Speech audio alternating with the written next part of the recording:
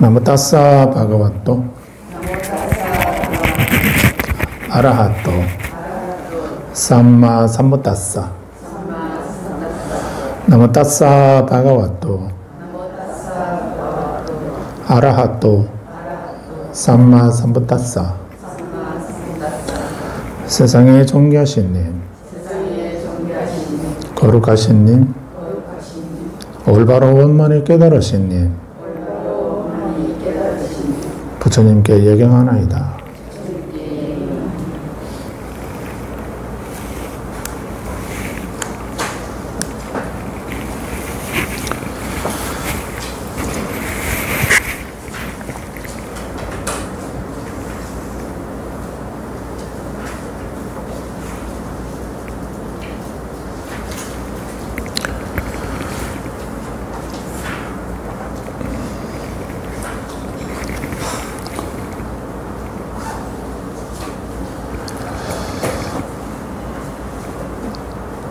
지난 시간에 우리 마음의 더러움은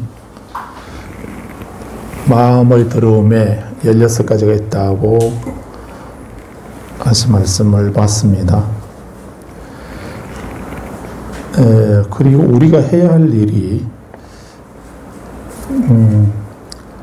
마음의 더러움이 어떤 것이다 라고 하는 것을 알았으면, 알고 나서 그 마음의 더러움을 알고 나서 버려야 된다라고 했습니다.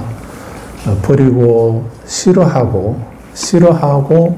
버리고 떠난다라고 이렇게 했습니다. 싫어하고 버리고 떠나서 그것이 사라지게 한다라고, 사라지게 해야 한다라고 합니다.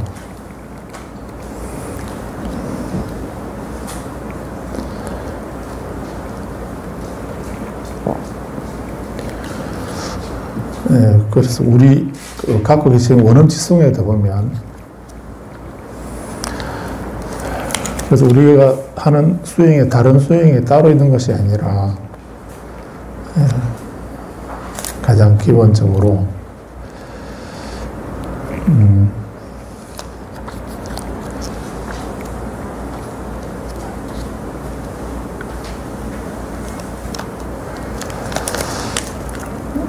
원음지송의 무아의 특징의 경, 큰 책 갖고 계시면 95페이지입니다. 작은 책이면 무아의 특징경 몇 페이지인가요? 거기 23번 무아의 특징경 23절을 보시면 번호 23번 찾아집니까? 무아의 특징경 23번을 보시면 수행성들이요, 이와 같이 보고 들은 고귀한 제자는 물질에서도 실하여 떠난다 라고 이렇게 했습니다.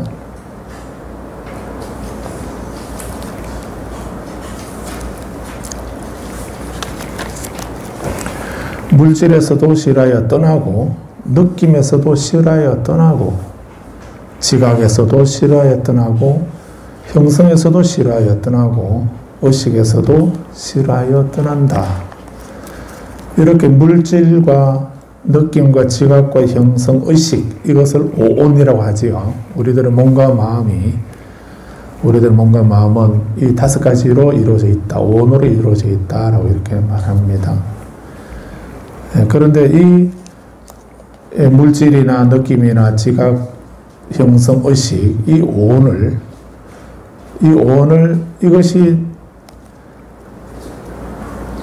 내 거라고 하고, 이것이 나의 것이다라고 하고, 이것이야말로 나라고 하고, 이것이 나의 자아다라고 하는 그런 생각을 우리는 가지고 있습니다. 그 생각에서 번뇌가 일어나는 것입니다.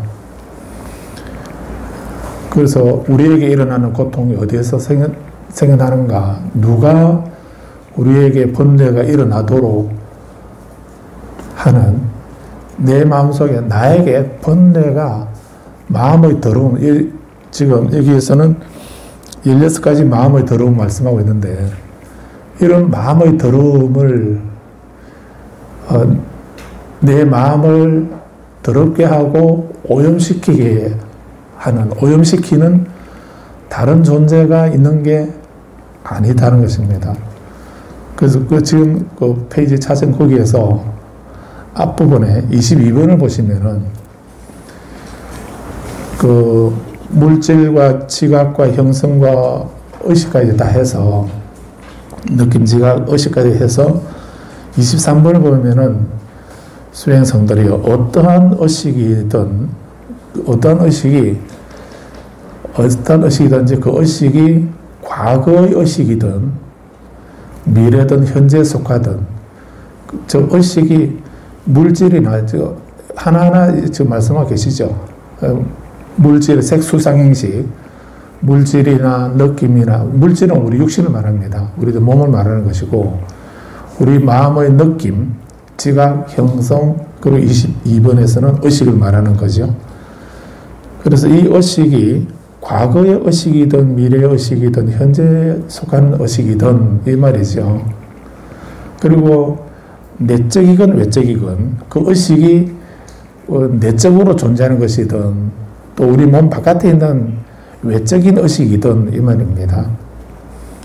또 거칠건 미세하건, 거친 의식이건 미세한 의식이건 저열한 의식이건 탁월한 의식이건 그 의식이 멀리 있건 가까이 있건 그 모든 의식은, 그래서 우리 의식을 보면 크게 의식을 보면 이렇게 과거, 현재, 미래에 속하는 의식이 있고 또 내적인 의식, 외적인 의식, 거친 의식, 미세한 의식, 저열한 의식, 탁월한 의식, 멀리 있는 의식, 가까이 있는 의식 이렇게 하게 되면 우리는 이런 색수상행식이 우리 몸도 과거 몸, 현재 몸, 미래 몸, 또 내적인 몸, 외적인 몸, 거친 몸, 미세한 몸 이렇게 말할 수 있는 것입니다. 이렇게 하게 되면 이 말을 이렇게 과거, 미래, 현재, 내적, 외적, 거친 것, 미세한 것, 저열한 것, 탁월한 것, 멀리 있는 것, 가까이 있는 것 이렇게 하게 되면 자세히 풀면은 이렇게 여러 가지 방향을 말할 수 있는데 한마디로 말하면 이 전체를 모든 것 이렇게 말할 수 있죠. 제법 또는 일체 이렇게 말할 수 있는 것입니다. 그래서 모든 제법은 이렇게 말할 때 그 제법이라 하는 것을 구체적으로 설명하게 되면 마음이라면 그 마음이, 즉 의식이라면 과거 의식도 있고 미래 의식도 있고 현재 의식도 있고 내적인 의식, 외적인 의식 이렇게 이런 것은 그 제법의 있는 상태, 그 존재하는 상태를 다양하게 설명해 주고 있는 것입니다. 그래서 이런 것은 모든 것 이런 의미. 그래서 어디에 속하는 어떠한 의식이든지 이런 말이죠. 형성이라면 어떠한 의식이든지 이런 의미겠고. 그래서 이러한 의식은 그런 의식을 우리는 이것이 나의 것이다. 이것이 나다. 이것이 나의 자아다. 이렇게 중생들은 생각하는 겁니다. 그래서 이것은 내 거고 이것은 나고 이것은 나의 것이다. 나의 본래 모습이다. 나의 자아다. 라고 하는 이런 생각을 바탕에 깔고 그래서 그렇게 내 건데 왜 가져가냐 이렇게 해서 또 내 거를 더 많이 획득하려고 하고 이미 가지고 있는 내 거는 남에게 안 빼앗기려고 하고 하는 이런 생각. 그런 생각에서 번뇌가 일어나는 것이죠. 그래서 우리가 수행을 한다는 것은 수행을 하고 공부를 하고 수행을 하는 것은 제일 먼저 어디부터 시작해야 되는가. 그런 것이 의식이라면 그 의식이 그 어떤 의식이든지 과거의 의식이나 현재 의식이나 미래 의식이거나 또는 멀리 있거나 가까이 있거나 그 어떤 의식, 생각, 마음 어떤 것이라도 그것이 불자라면 어떤 결론을 가지고 있어야 됩니까? 이것이 나의 것이 아니다. 이것이 나의 것이다 아니다 하는 생각을 해야 됩니다. 이건 내 거야 라고 그 고집을 가지고 있게 되면, 그러면은 거기에 대해서 집착을 하거나 분노를 밀쳐내는, 거부하거나 집착하거나 하는 이런 본뇌가 생겨나게 되고, 거기에 대해서 이것이 내 거다라고 하는 생각하는 그 순간 바로 그걸 바탕으로 탐진치가 생겨나는 것입니다. 탐진치가 일어나게 되고, 그 일어나는 탐진치가 표현되는 것은 어떻게 표현됩니까? 종신구의 지소생 이렇게 하죠.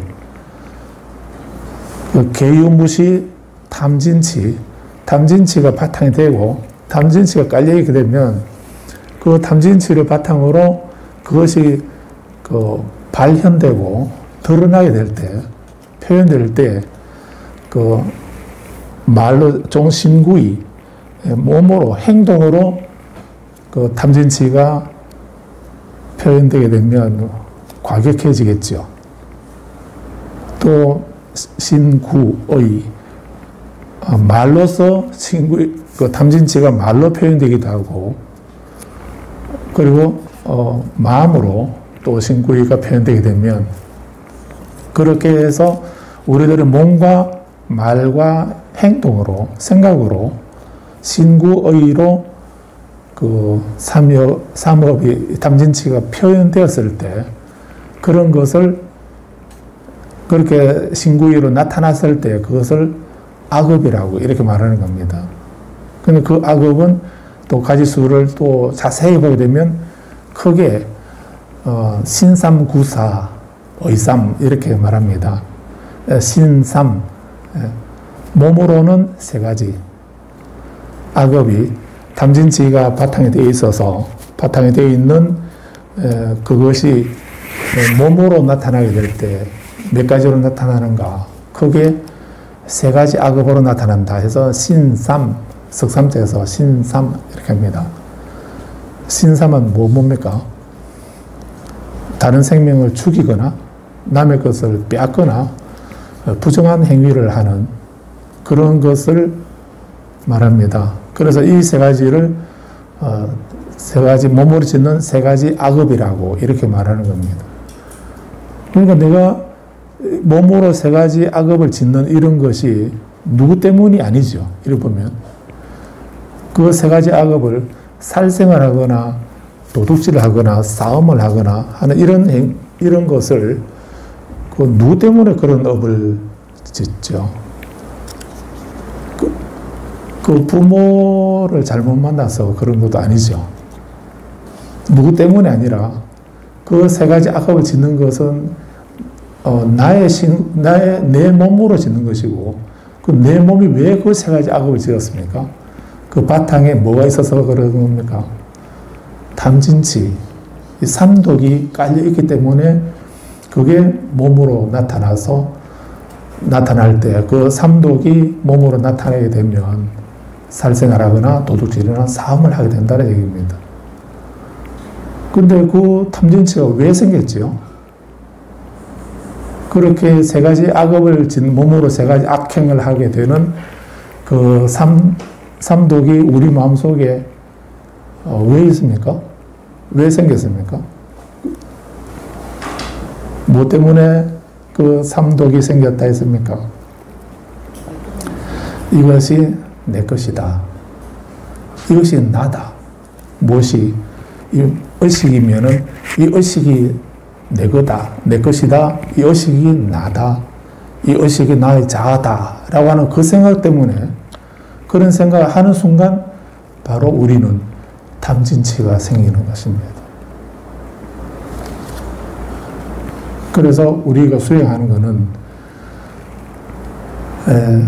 또 좀 다른 얘기지만 자성청정심이라 이렇게도 말합니다. 대성논소에서 그런 얘기도 합니다. 대성논소뿐만 아니고 사실은 안구따라 니까야에서 그런 말씀을 했습니다. 우리 마음은 햇빛처럼 밝게 빛나는 것이다.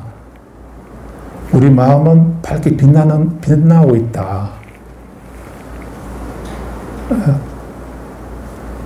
거기에서 그 대성에서 말하는 자성청정심이라는 이 말이 사실은 거기서 나왔다고 얘기를 합니다.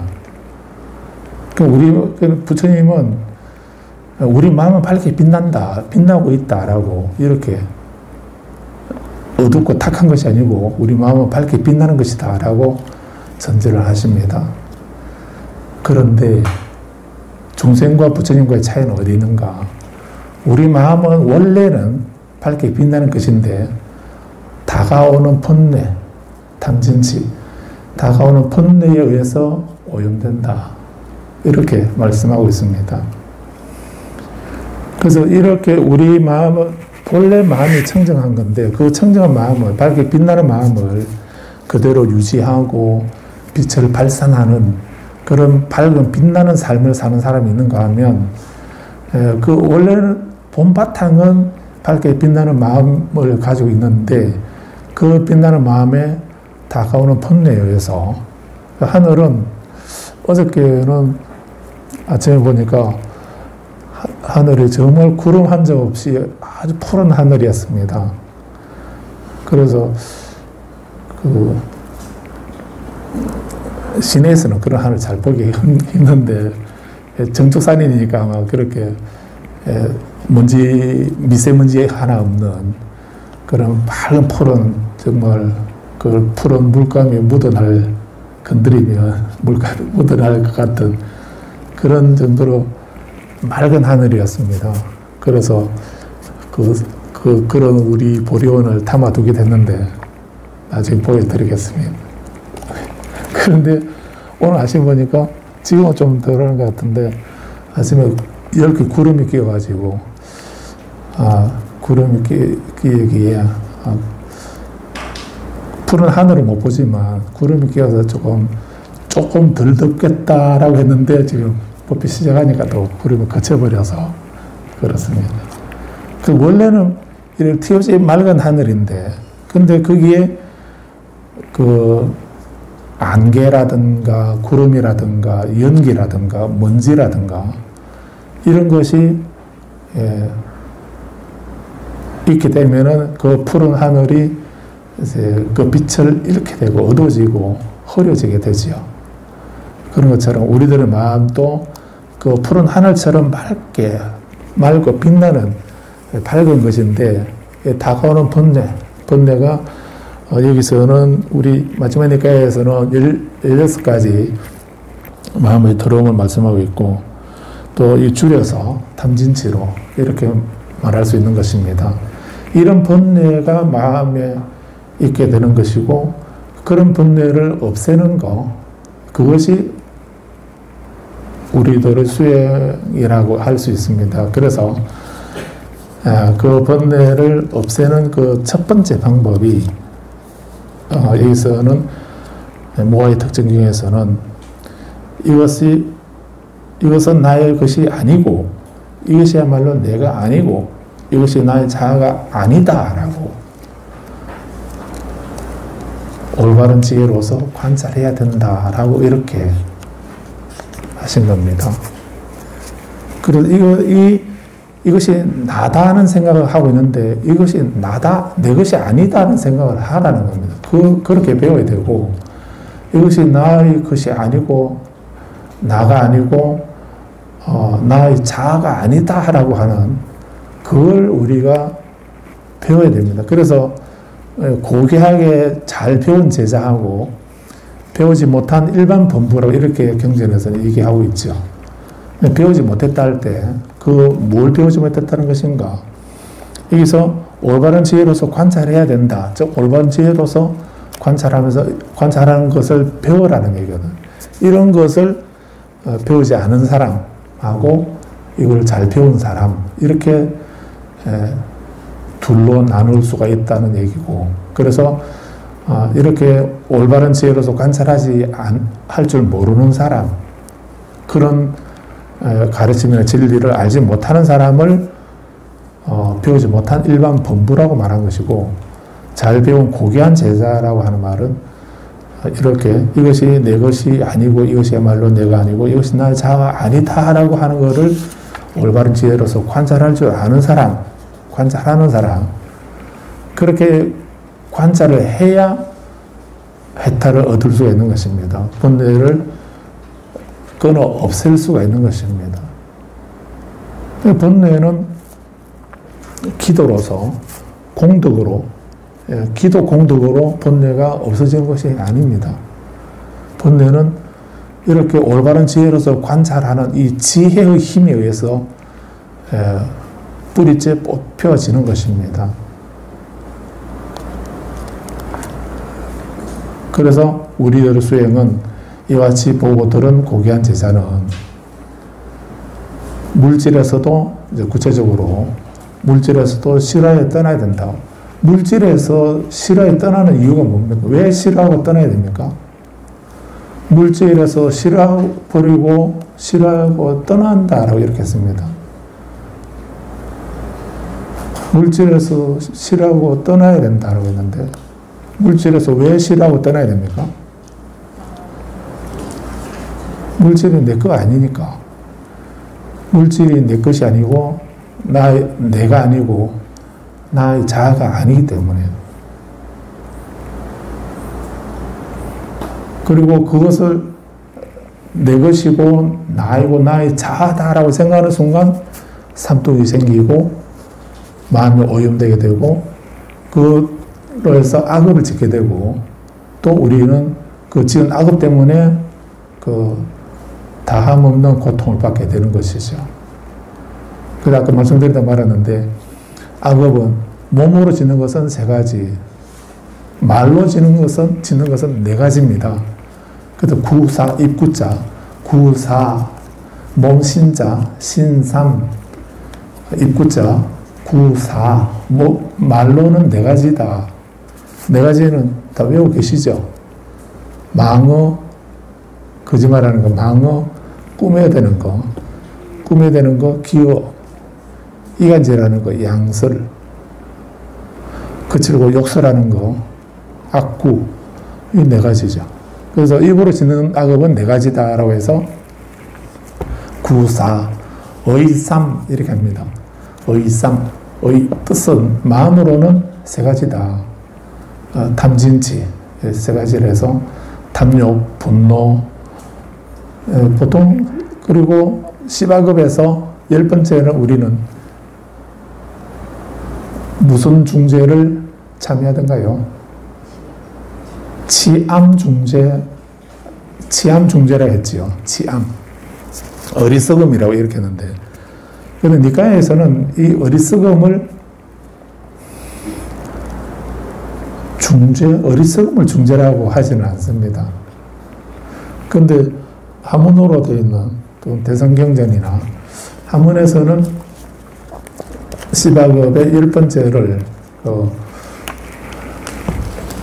치암이라고 어리석음이라고 이렇게 하고 있는데 그 니까야에서는 사견입니다. 사견 10번째는 이제 탐진치에서 탐진사견 이렇게 됩니다.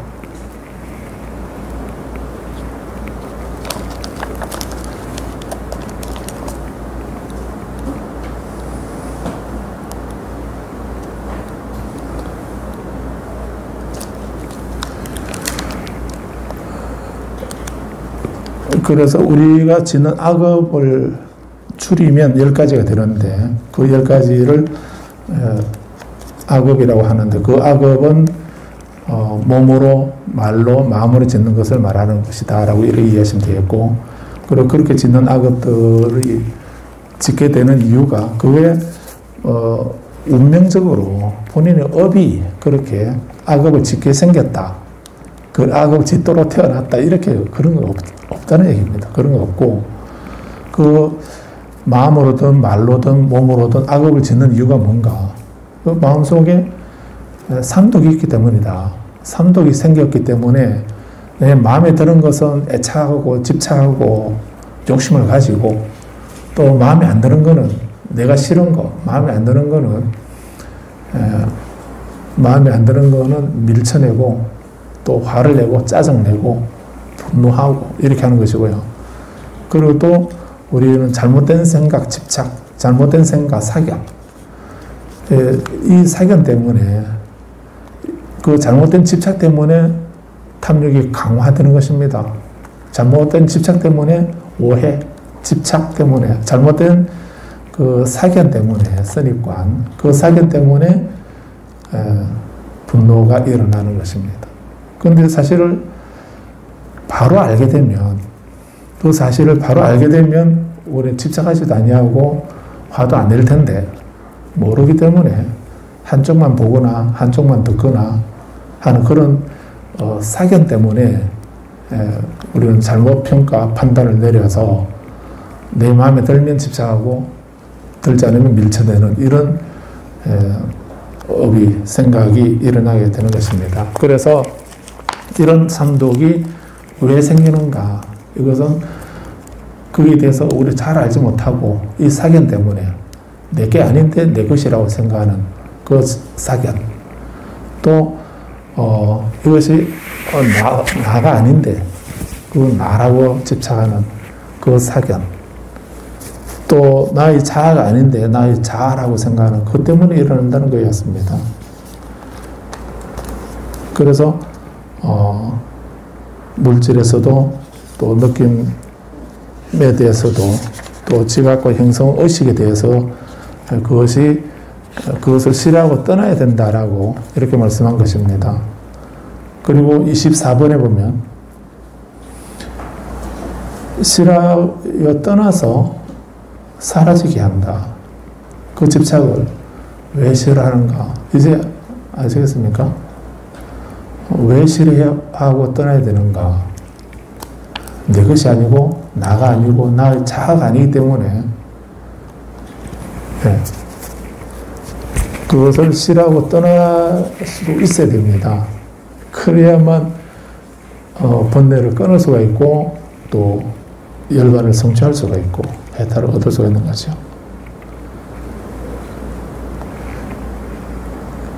그런데 내 몸은 싫어하고 떠나지만 그는 느낌은 중요하니까 느낌은 이건 내 거다.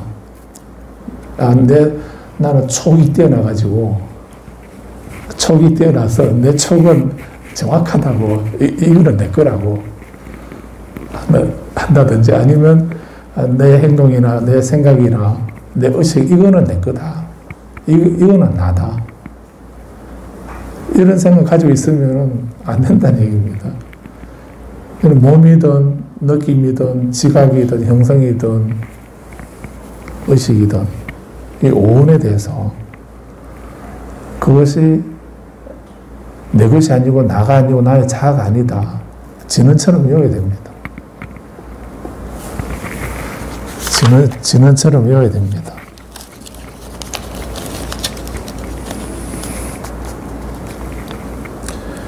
(92페이지) 22번에 보시면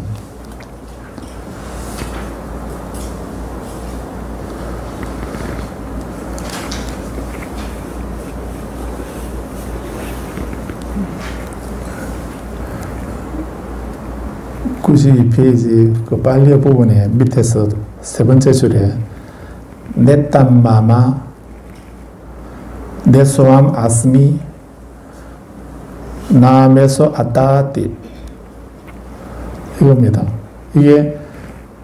이것이 나의 것이 아니고 이것이야말로 내가 아니고 이것이 나의 자아가 아니다. 그래서 이거를 계속 주문처럼 외워보십시오.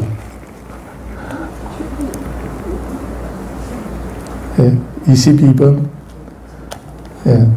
네땀마마 네소아마스미 나메소 아따띠 이것은 나의 것이 아니고 이것이야말로 내가 아니고 이것이 나의 자아가 아니다.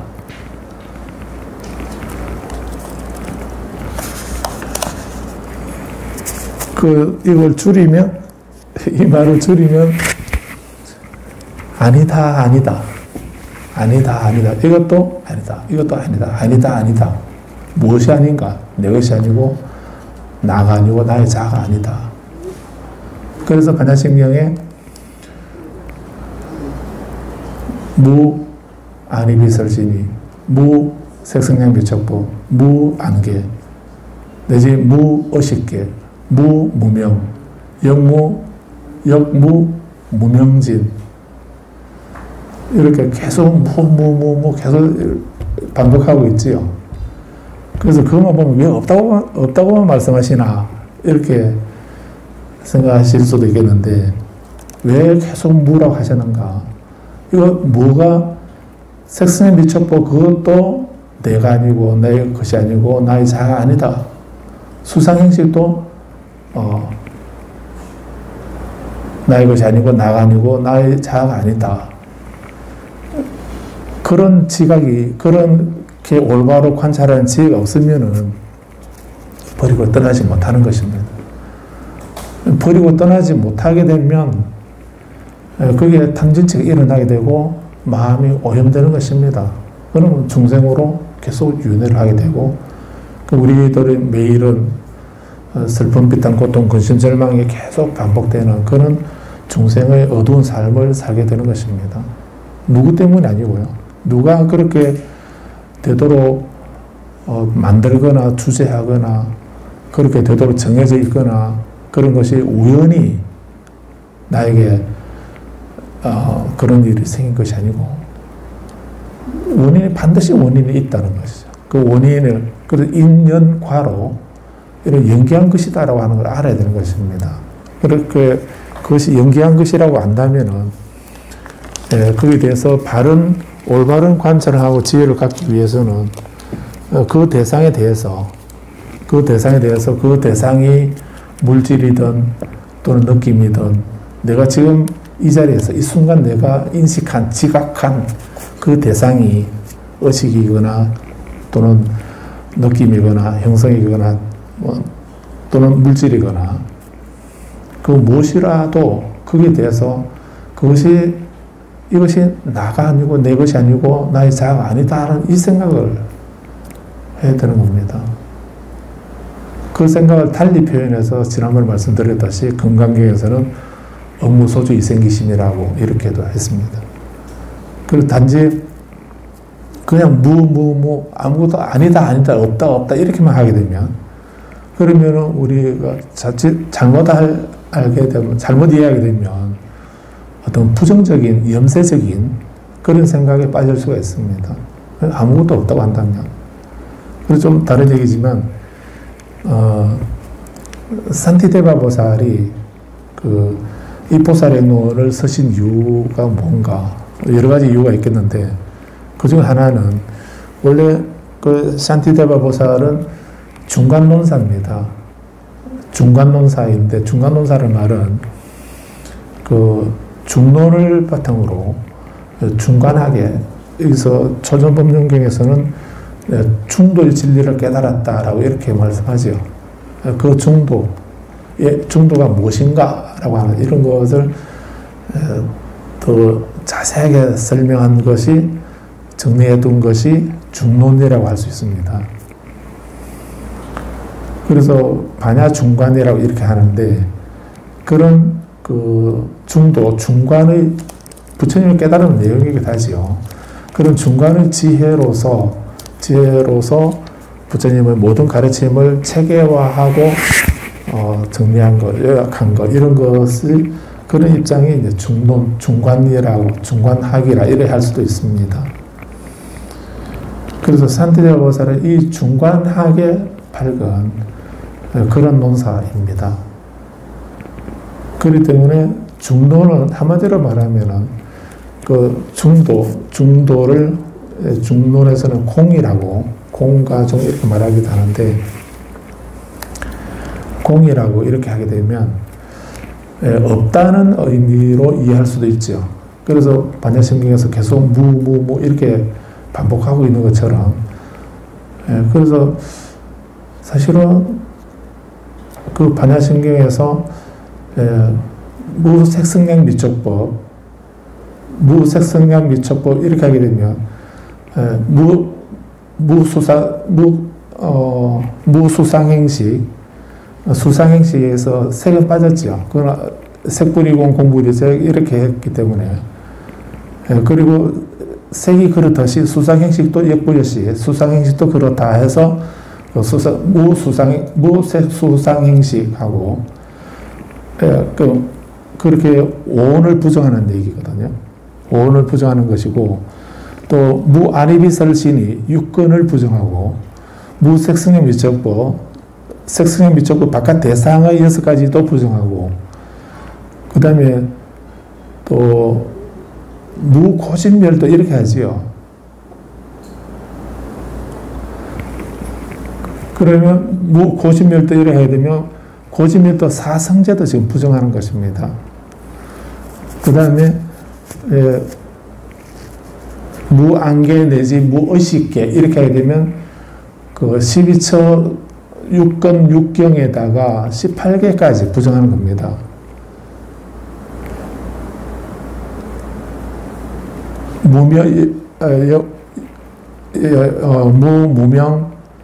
무무명, 영무, 무명진 이렇게 말하면은 거기서 무무명이라면 무명도 없다 하는 말이고, 영무, 무명진 이렇게 하게 되면 또한 무명이 다 한마저도 없다, 무명이 없다라고 이렇게 하게 되면 그거는 유전연기에서 말하는 거고요.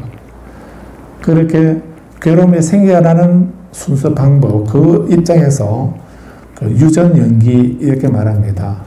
괴로움이 왜 어떻게 생겨나는가 하는 그 괴로움이 생겨나는 생성 과정을 설명하는 것을 유전연기라 하고, 괴로움이 소멸되는 그 과정을 설명하는 연기를 돌아갈 환, 되돌릴 환멸연기. 환멸연기는 괴로움이 소멸되는 과정을 설명하는 연기의 본문입니다. 근데 문제는 거기서 이 반야심경에서는 사성제도 부정하고요. 사성제도 없다고 하고, 12연기도, 유전연기도 부정하고, 영무무명지는 그거는 환멸연기를 말하거든. 그 환멸연기도 부정하고 있습니다. 그리고 육바라밀도 부정합니다. 그래서 모든 걸 다 부정하고 있는, 일체를 부정하는 그런 내용으로 되어 있는 것이 반야심경입니다. 그래서 계속 그게 하나도 살아남아있는 것이 없습니다. 모든 것을 부정하고 있는, 온, 12처, 18개, 사성제, 12연기, 육바라밀, 모든 것을 부정하고 있는 그 경이 반야경이고, 그 반야의 핵심을 말씀한 것, 반야심경의 내용이 그렇게 들어있는 것입니다. 그러면 이렇게 왜 부정하는가? 그래서 반야심경에서 이 반야의 중도의 반야의 법문을 공의 가르칩니다라고 이렇게 말씀하는데, 그래서 이 산티대와 보살이 공부를 하시면서 그렇게 중간의 핵심이 공성의 가르침이고, 공의 가르침인데, 공이라 무엇인가? 무자성이라 이렇게 말합니다. 그리고 공이 자성이 없다라고 하는 것이 공의 가르침의 핵심이니까, 그러면 어떤 것도 자성이 없다고 한다면, 자성이 없다고 하는 말은 이 경전에서 표현하고 있는 말씀으로는 나의 것이라든지 나라든지 나의 자아다라고 하는 이런 생각들, 그런 생각들을 말한다라고 해도 됩니다. 그러면 그런 것이 어떤 것도 거기에 내 것이다, 나다, 나의 자아다 하는 이런 것이 없다, 그런 것을 자성이라 한다면, 그런 자성은, 그런 의미의 자성은 존재하지 않는다 해서 오온의 자성 또는 그 12처, 18개, 사성제, 12연기, 육바라밀 이런 모든 것의 그것을 부정하는 이런 말씀으로 그걸 한마디로 공이라고 하고 한문으로 무자성, 자성이 없다 이렇게 얘기하는 겁니다. 그래서 그 자성이 없다고 한다면 모든 것의 일체에 자성이 없다고 한다면 실체가 없다 또는 자성이 없다라고 이렇게 한다면 그런 속에 우리는 어떻게 살아야 되는가? 모든 것에 자성이 없는 속에 나는 어떻게 살아야 되는가? 그래서 금강경에서도 기억하시죠? 금강경에서도 수보리 존자가 발 안을 따라 사면 삼보리 심자 어문화조 오나항복기심 이렇게 말씀하지 않습니까? 그 말씀에서 금강경 법문이 시작된 겁니다. 그 질문에서 어문화주 무슨 뜻입니까? 안을 따라 살면 삼보리심을 일으킨 사람은 즉 모든 것은 무자성이다라고 하는 것을 안 사람은 어떻게 살아야 됩니까? 그런 의미죠.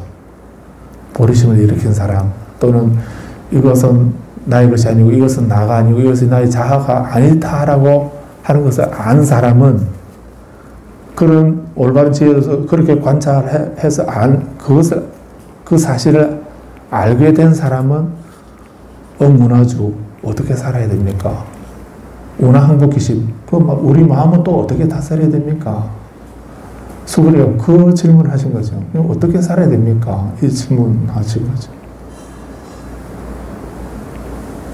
거기에 대한 대답이 금강경인데 산티데와 보살도 일체는 무자성이다라고 하는 이 이론에 이 가르침에 정통한 사람이 산티데와 보살입니다. 그럼 일체는 무자성인 이 바탕에서 나는 어떻게 살아야 되는가? 보시는 어떻게 해야 되고 계율은 어떻게 지켜야 되고 인욕은 어떻게 하고 정진은 어떻게 하고 선정은 어떻게 닦아야 되는가? 또 지혜는 어떻게 닦아야 되는가? 어떻게 회양을 해야 되는가? 한마디로 줄이면 보리심을 일으킨 사람이 어떻게 살아야 되는가? 그 의문을 가지고 대장경을 읽어보고 얻은 대답이 입보사령론입니다. 그래서 입보사령론은 뭐 거기 그 보살행위라든지 이런 것에 대한 그 해설서가 아닙니다. 해설서 아니고 수행의 매뉴얼이죠. 우리가 어떻게 보리심을 일으킨 사람이 어떻게 살아가야 될 건가 하는 그런 안내서입니다. 매뉴얼입니다. 그래서 자칫하면은 그 무자성을 잘못 이해하게 되면 염세주의나 아무것도 없다고 하는데 아무것도 없다면 굳이 내가 이 세상 아니면 이 세상이 오염된 부정하고 탁한 오탁악세라고 하듯이 이 세상이 부정하고 탁한 세상이라 한다면 이 오염된 세상을 내가 어떻게 살아야 되는가? 살아갈 필요가 있는가? 이런 생각을 할 수 있죠.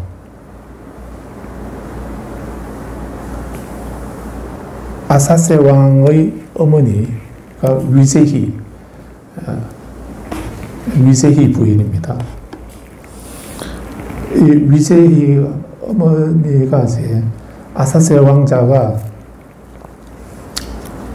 쿠데타를 일으켜서 아버지를 왕을 감옥에 가둬버리고 자기가 왕이 됩니다. 그냥 가만히 있어도 아버지가 이제 왕위를 물려주게 되면 바로 왕이 될 텐데 그런데도 그 제바달다의 꼬임에 넘어가지고 너는 아버지를 죽이고 네가 새 왕이 되어라. 나는 부처님을 내가 죽이고 내가 새 부처님이 되겠다. 이 나라에 새 부처님이 등장하고 새 임금이 등장하면 얼마나 좋겠냐 이러니까 아사세 왕이 괜찮겠다 하는 생각이 든 거예요. 그러니까 친구를 잘 만나야 되는 겁니다. 그래서 그것도 괜찮겠다는 이 생각이 들어가지고 아사세 왕자가 아버지를 감옥에 가둬버리는 겁니다. 바로 죽이지 못하고 감옥에 유폐시켰습니다. 그리고 이제 감옥에 가둬놓고 며칠쯤 지나고 난 뒤에 이제 돌아가셨겠지. 이렇게 아무것도 음식도 넣어드리지 말고 그냥 접근 못하게 막아놨는데 며칠 지나고 난 뒤에 아버지가 돌아가셨나 이렇게 하니까 아니요, 아주 건강하신데요. 아무것도 넣어드리지 말아야 했는데 어떻게 건강하시냐 이래. 왕비께서 위제의 부인이 매일 음식을 가져와가지고 그걸 드려서 그래서 비록 갇혀 계시긴 하지만 잘 드시고 계시다고 이렇게 말씀드리죠. 그러니까 왕이 이제 어머니마저도 면회를 못 가도록 어머니도 가택연금을 시켜버립니다. 그래서 이제 결국 빈비사라 왕은 감옥에서 굶어서 죽습니다. 그렇게 죽고 나니까 이제 위제의 부인이 이 세상, 그런 세상에 아들의 아버지를 굶겨 죽이는 그런 세상에 살고 싶은 생각이 들겠습니까? 그래서 비록 본인이 한나라의 왕비이기도 하지만 이런 세상 살고 싶은 생각이 털끝만큼 없는 겁니다. 그래서 이제 부처님이 계신 쪽을 밖에 못 나가니까 부처님이 계시는 쪽을 향해서 발언을 하죠. 부처님, 저는 이런 악한 세상에 더 이상 살고 싶지 않습니다. 라고 이렇게 멀리서 부처님을 향해서 절을 하면서 기도를 하니까 부처님이 그 소리를 들으시고 위제의 부인에게 가시는 겁니다. 가셔서 위제의 부인에게 법문을 해주신 것이 이 오타 악세사 하지 말고 이런 악행이 없는 그런 정토, 부처님의 나라를 보여주십니다. 그렇게 위제의 부인을 위해서 설하신 그 법문이 정토 법문이다라고도 하십니다. 근데 그 정토의 법문을 잘못 알게 되면 이렇게 이 세상에 우리가 살고 있는 이 세상이 아니고 다른 타방세계, 다른 행성이나 다른 별나라, 다른 행성으로 이렇게 생각할 수 있습니다. 그러면은 이제 우리 불교는 이 사바세계, 이 세상에 사는 거는 부정하고 타방세계를 지향하는 거기에 왕생하기를 바라는 현실은 부정하고 내생을 긍정하는 내생만 긍정하는 이런 식으로 잘못 이해할 수가 있습니다. 그래서 그런 경전들도 잘못 우리가 잘 이해를 해야 되는 잘못 이해하게 되면 그렇게 아주 수승한 뛰어난 가르침도 염세주의나 허무주의나 단멸론이나 영혼주의로 빠져버릴 수 있는 그런 우려가 있는 것입니다.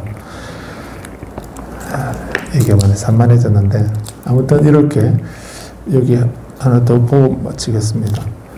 넘어가도록 하겠는데 그래서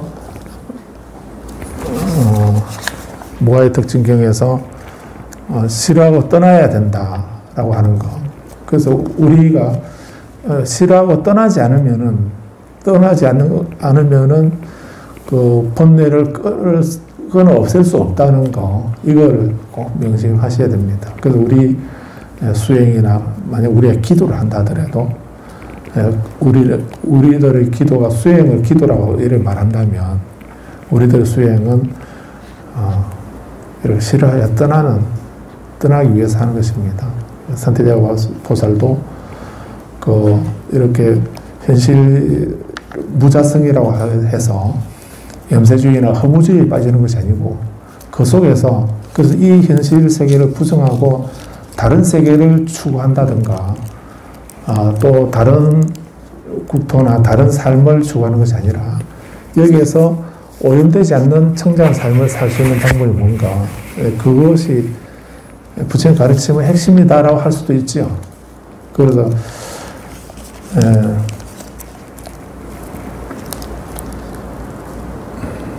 그래서 실화여 떠나는 공부, 이 수행을 하셔야 됩니다. 그래서 명상을 하시거나 주력이나 독경이나 어떤 수행을 하시더라도 그 수행은 이렇게 실화여 떠나기 위해서, 그 힘을 얻기 위해서다라고 이렇게 생각하셔야 되고요. 실화여 떠나야 된다. 그 다음에 24번에 95페이지 24번에 모아의 특징경에 24번 실화여 떠나서 사라지고 사라져서 해탈한다. 해탈하면 해탈했다라는 지혜가 생겨나서 태어나면 부서지고 정정한 삶을 이루어졌다. 해야 할 일은 다 마치고 더 이상 일어나지 않는다고 분명히 안다. 이렇게 하셨죠. 그래서 실화에 떠나야 되고, 떠나서 그 집착, 그 본뇌에서, 그 오염된 곳에서, 그것에서 떠나서 그것이 사라지게 되고, 사라지게 하고, 그것이 사라져야 해탈하는. 무엇이 사라지는가? 잘못된 생각, 내 것이다, 나다, 나의 자아다라고 하는 그런 사견, 그런 잘못된 생각, 그런 집착이 사라져야 된다는 것입니다. 그런 본뇌가 사라져야 되고, 그런 마음의 더러움이 사라져야 된다는 것입니다. 사라지게 하려면은 실화에 떠나는 마음이 있어야 되고, 실화에 떠나는 마음은 어떻게 하면 일으킬 수 있는가? 올바른 지혜로서 관찰하게 되면, 그 사실을 바로 알게 되면, 그것을 싫어하고 떠날 수 있는, 떠나는 그런 마음이, 그런 지혜가 생겨나게 된다는 것입니다. 아무튼 싫어야 떠나야 되고, 사라져야 되고, 사라져야만 해탈하게 된다고 했습니다. 또 연소의 법문경에서도 같이 말씀하고 있습니다.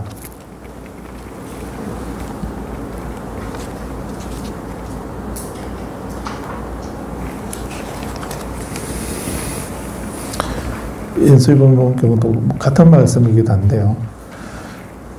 그 125페이지의 큰 책, 연소의 법문경 26번, 26절에 보면 계속 같은 말씀을 해왔는데, 26번에서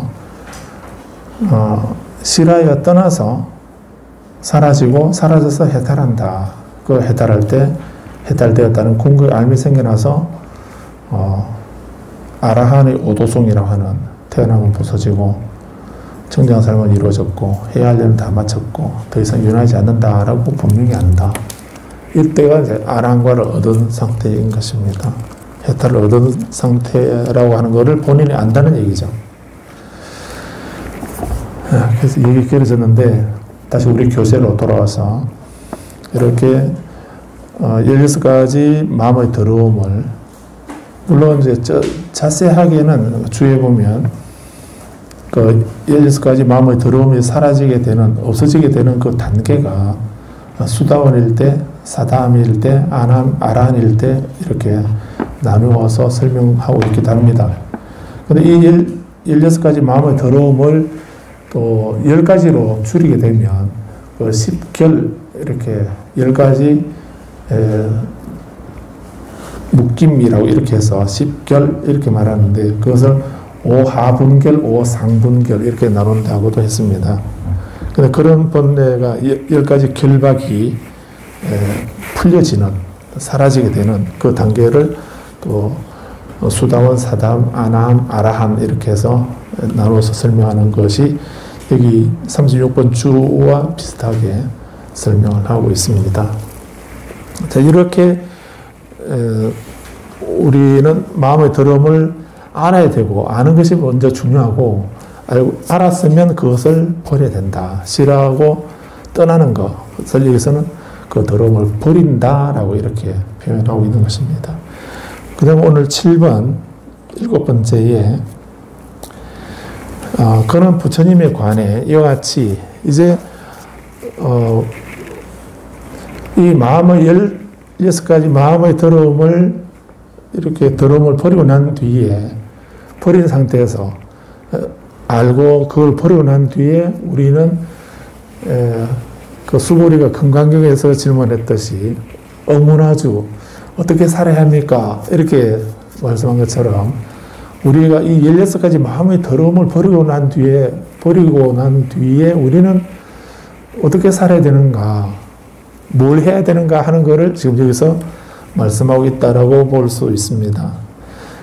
그래서 이 고해에서 괴로움의 바다에서 우리가 의지할 수 있는, 믿고 의지할 수 있는 우리 삶의 목표라고 할 수 있는, 또 우리가 의지할 수 있는 그 귀의 대상은 산부님밖에 아니 계시다라고 하는 것을, 그런 확신을 우리가 가져야 됩니다. 그래서 산부님에게 의지한 그런 삶을 살아야 된다는 이런 말씀이죠. 그렇다면 산부님은 어떤 분이신가? 먼저 부처님에 대해서 그는 부처님에 관해서 이와 같이 세존께서는 공양받을 만한입니다. 세존, 즉 은공이라고 이래 하지요.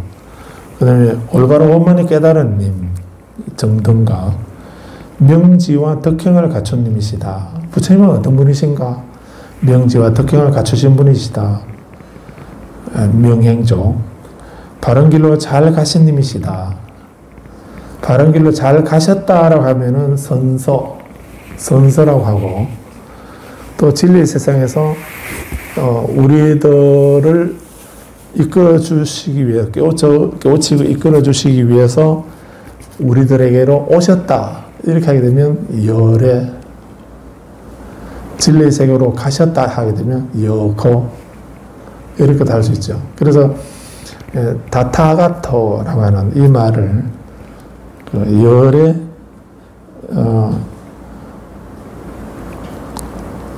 다타가타 이렇게 하게 되면 열애라고 하게 되고요. 그 장음을 하고 단음으로 다타가타 이렇게 하게 되면 여거가 된다고도 합니다. 자, 그런데 아무튼 이렇게 부처님에 대해서 바른 길로 잘 가신 님, 선서, 세상을 잘 이해하시는 님, 세상을 잘 이해하시는 님, 세간해라 해서 세상을 잘 이해하시는 님이시다. 가장 높은 자리에 오르신 님, 위없는 서성 또는 가장 높은 자리에 오르신 님이다 하면 무상사, 사람들을 잘 길들이시는 님이다 하게 되면 장부라고 그러죠. 무슨 장부라 하던가요? 조장부 이렇게 합니다. 신들과 인간의 스승이신 님이다. 신들과 인간의 스승이다. 천인사 이렇게 합니다. 인간의 스승은 될 수 있어도 신들의 스승이 된다는 것은 쉬운 일이 아니죠.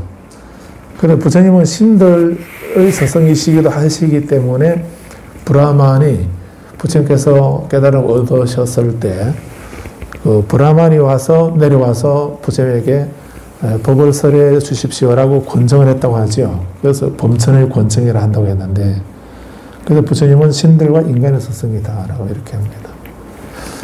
그런데 좀 재미있는 표현들이, 신들이 찾아오면 부처님의 그거 알아채셨나요?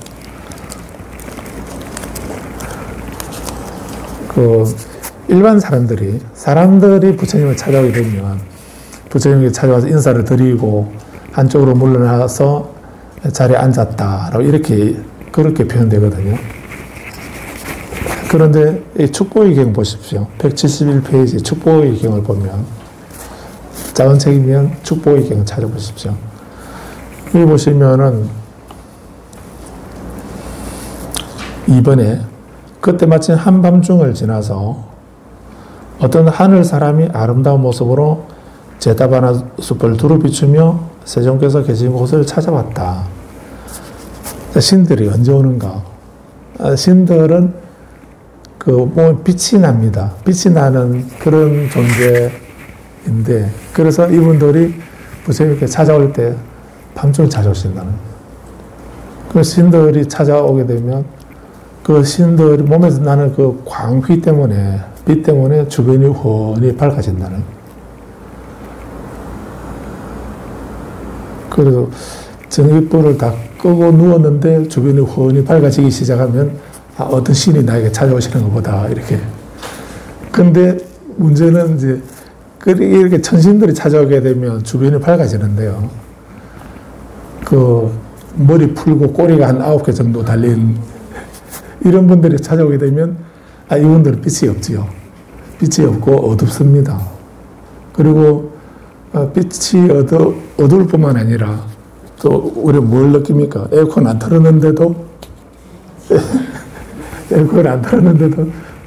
섬찟하고 서늘하고 이런 느낌이 들면 어두운 악신이 왔구나. 더 조심해야지. 그러면 뭘 외워야 됩니까? 광명진을 외워야지.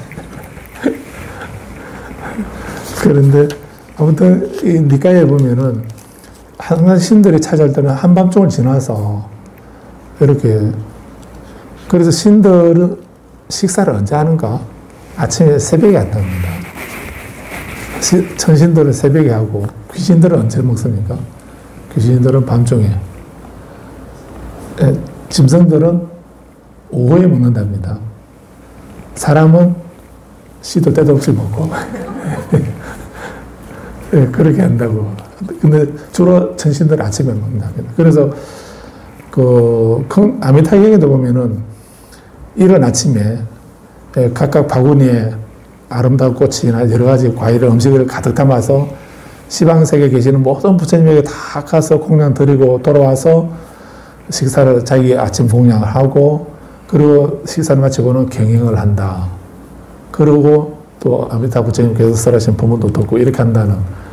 시방세계에 계시는 모든 부처님에게 가서 공양을 다 올려드렸는데 그 아침 낮을 동안에 공양 다 드리고 돌아와서 자기 또 공양한다고. 그 공양 시간이 아침이라고.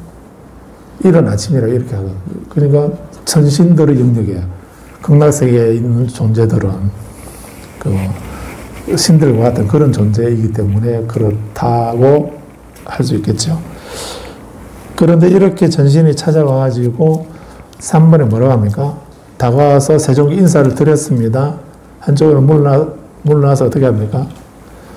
물러나 서 있었다라고 하죠. 신들은 앉아있지 않습니다. 자리가 없어서 그런지. 신들은 항상 부처님 찾아오게 되면 인사를 드리고는 다 서가 계셨다고 이렇게 합니다. 우리처럼, 사람처럼 자리에 앉는 것이 아니고, 그런 한쪽으로 물러나 서서 사람이 바라문이거나 인간이었다고 한다면 한쪽으로 물러나 앉았다라고 이렇게. 앉아있는데 그 중에 그 대중석에 앉아있다가 척종좌기 편단 우견 우설 착지 합장 공격 200% 이렇게 말하지요. 건강에. 그런 것처럼 앉아있다가 일어나서 이제 예를 갖추고 부처님께 예경을 드리고 질문을 하고 이렇게 사람은 그렇게 하고 있는데 천신은 인사를 드리고 한쪽으로 물러나서서 그리고 물러나서서 그 하늘 사람은 천신은 개성으로 부처님께 여쭈었다 이렇게 표현하고 있죠. 그래서 특징이 인간은 인사를 드리고 자리에 앉아서 법문을 듣는데 천신들은 오게 되면 이제 부처님께 인사드리고 서 있다는 거, 서서 말씀을 드린다는 거고, 그리고 또 찾아오는 시기가 한밤중이거나 이른 새벽이거나 이렇게 밤중에 오시는데 오실 때 주변을 훤히 비추면서 오신다라고 하는 그런 특징이 있습니다. 그래서 그런 신들의 스승이 바로 부처님이시다. 그래서 다른 분들은 신을 믿어야지 어떤 인간을 믿어서 되겠나 이런 얘기하는 사람도 있죠. 그런데 부처님은 인간은 인간대로되 보통 사람하고 다르죠. 그래서 부처님 불자 한문으로 부처님 불자 기억나십니까? 이렇게 쓴 거 아시죠? 근데 옆에 있는 거는 사람이라는 얘기고요. 이 옆에 그 사람인변에다가 있는 게 그게 불자인데 무슨 불자입니까? 달라 불자인 거죠. 그게 아니 불자입니다. 아니 불자와 같은 것이거든요. 맞나요? 그래서 불자 보면은 사람인변에 아니 불자가 있으니까 어떤 의미입니까? 보통 사람은 아니다. 사람은 사람이로되 보통 사람하고는 다르다. 특별하신 분이다. 신들과 인간의 서성이시기 때문에.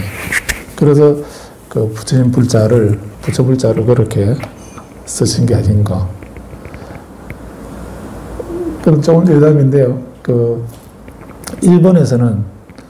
일본에서는 부처님 불자를 이제 약자를 써서 이렇게 쓰기에 좀 시간도 많이 걸리고 하니까 복잡하니까 줄여서 사람인변에다가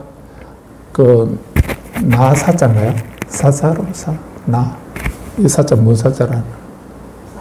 사사로울 사. 사사로울 사자 벼화변인가요? 벼화변인가? 예? 사사로울 사자 왼쪽에 있는 거.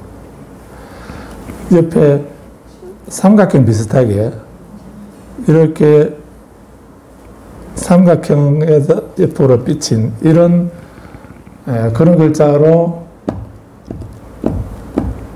찾았습니까?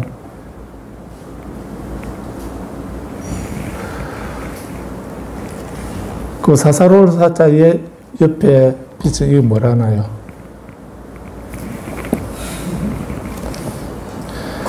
그 글자를 씁니다. 그 글자를 씁니다. 사람인변에 사사로울 사자 옆에 있는 이 부분을 써서 부처님 불자를 그래 쓰거든요. 근데 만약에 사람인변에 아니 불자가 있으면 사람은 사람인데 보통 사람은 아니다. 특별한 사람이다 하는 의미로 그렇게 쓰고 있는데, 그걸 약자로 이렇게 하게 되면 사람인데 좀 사사로운 사람이다. 이런 의미도 되죠. 억지 해석이긴 하지만.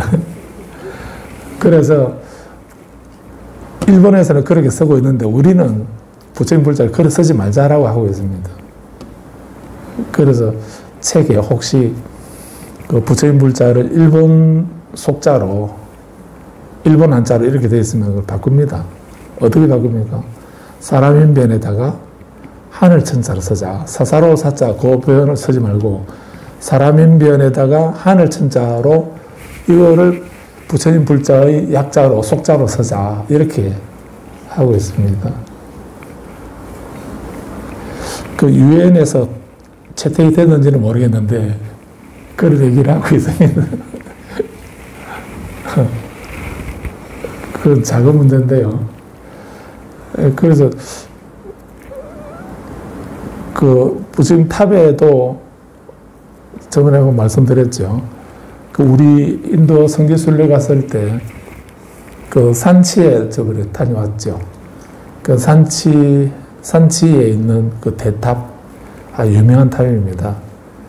근데 그 탑이 그 바루를 엎어놓은 것과 같은 그런 모습에 대해서 복발탑이라고, 복발형이라고 이렇게도 얘기하는데, 근데 그런 말 쓰지 말라고 합니다.